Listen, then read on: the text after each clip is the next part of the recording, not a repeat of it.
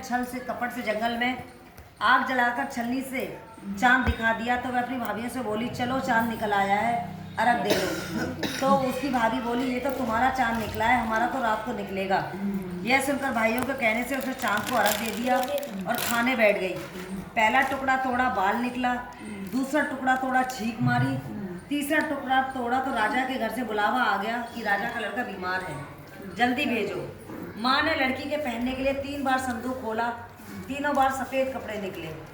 अब उसको सफ़ेद कपड़े पहना कर ससुराल भेज दिया और माँ ने लड़की के पल्ले में एक सोने का टका बांध दिया और बोली रास्ते में जो भी मिले पैर पड़ती जाना, जो तुझे सुहाग की आशीष दे उसे सोने का टका दे देना और पल्ले को गांठ लगा लेना। अब उसे रास्ते में जो कोई भी मिला उसके पैर पड़ी, पर किसी ने भी सुहाग का आशीष नहीं दिया।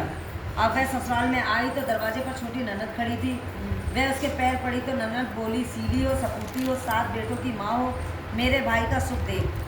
अब उसने सोने का टका ननद को देकर पल्ले को गांठ मार ली। उसके बाद वह अंदर आई, आकर देखा कि उसका पति अचेत पड़ा है। अब वह उसे लेकर एक कोठरी में पड़ी रही। 1 साल तक उसकी सेवा करी। उसकी सास बांदी के हाथ बची कुछ रोटी भेज देती। इस प्रकार उसे अपने पति की सेवा करते करते 1 साल हो गया।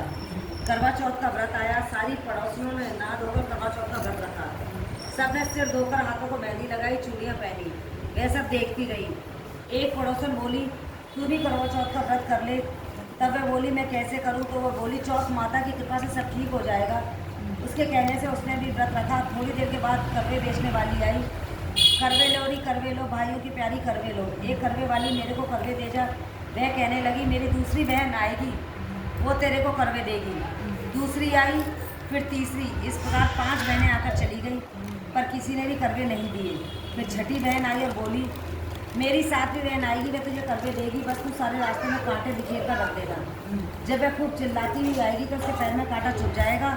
तब तू सुई लेकर बैठ जाना और उसका पैर पकड़कर मत छोड़ना और उसके पैर का कांटा निकाल देना। तो वह तेरे को आशीर्वाद देगी तो तू मुझसे करवे मांग लेना, तब वह तुझे करवे देकर जाएगी।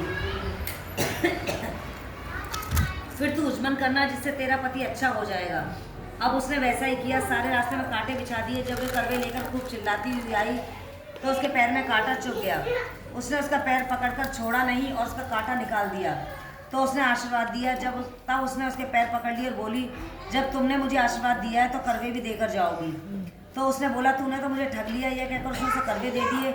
अब करवे लेकर उसने उजमन की तैयारी की, व्रत रखा। राजा का लड़का ठीक हो गया और बोला मैं तो बहुत सोया। वह बोली सोए नहीं, 12 महीने हो गए आपकी सेवा करते करते। चौथ माता ने सुहाग दिया है। उसका पति बोला चौथ माता का उजमन अच्छी तरह से करो। अब उसने चौथ माता की कहानी सुनी और उजमन करा। अब वे दोनों चौपड़ खेलने लग गए। इतने में उसकी बांदी तेल की पली और गुड़ की डली लेकर आ गई। दोनों को खेलते देखकर सासू से जाकर बोली महलों में खूब रौनक है, तुम्हारी बहू चौपड़ सार खेल रही है। इतनी सुनकर सासू देखने को आई। दोनों को देखकर बहुत खुश हो गई। बहू ने सास के पैर दबाया और सासू बोली बहू सच सच बता तुमने क्या किया? उसने सारा हाल अपनी सासू को बताया। तो राजा ने सारे शहर में ढिंढोरा पिटवाया कि अपने पति की जीवन सुरक्षा के लिए सब बहनें करवा चौथ का व्रत रखें। पहले करवे को अपने पियर में जाकर उजमन करें। हे चौथ माता, जैसा राजा के लड़के को जीवन दान दिया वैसा सब किसी को देना। बोल चौथ मैया की जय।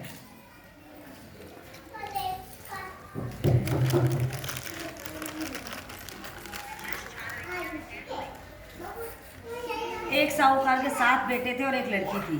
सेठानी के सहित उसकी बहुओं और बेटी ने करवा चौथ व्रत रख रखा था। रात्रि को साहूकार के लड़के भोजन करने लगे तो उन्होंने अपनी बहन से भोजन के लिए कहा। इस पर बहन ने उत्तर दिया हे भाई अभी चांद नहीं निकला है, उसके निकलने पर अर्घ देकर भोजन करूंगी। बहन की बात सुनकर भाइयों ने क्या काम किया कि नगर के बाहर जाकर अग्नि जला दी और छन्नी ले जाकर उसमें से प्रकाश दिखाते हुए अपनी बहन से कहा कि चांद निकल आया, अर्घ देकर भोजन जीव लो। यह सुनकर उसने अपने भाभियों से कहा कि आओ तुम भी चंद्रमा को अर्घ दे लो, परंतु वह इस कांड को जानती थी। उन्होंने कहा भाई साहब अभी चांद नहीं निकला है, आपके भाई ने धोखा करते हुए अग्नि का प्रकाश छन्नी से दिखाया है। भाभियों की बात सुनकर भी उसने कुछ ध्यान न दिया और भाइयों द्वारा दिखाए गए प्रकाश को अर्घ देकर भोजन कर लिया। इस प्रकार व्रत भंग करने से गणेश जी उस पर अप्रसन्न हो गए। इसके बाद उसका पति सख्त बीमार हो गया और जो कुछ घर में था उसकी बीमारी में लग गया। जब उसे अपने किए दोषों का पता लगा तो उसने बड़ा पश्चाताप किया। गणेश जी की प्रार्थना करते हुए विधि विधान से पुनः चतुर्थी का व्रत करना प्रारंभ कर दिया। और श्रद्धानुसार सबका आदर सत्कार करते हुए सबसे आशीर्वाद ग्रहण करने में ही मन को लगा दिया। इस प्रकार जो कोई छल कपट को त्याग कर सदा भक्ति से चतुर्थी का व्रत करेंगे वह सब प्रकार से सुखी होंगे और गणेश भगवान उनकी सब मनोकामना पूर्ण करेंगे। बोल गणेश भगवान की जय। चौथ मैया की जय। जो बचे हुए हैं इनको सब अपने पल्ले में बांध लो। रात को जब अर्घ दोगे तो उसमें देना चाहिए।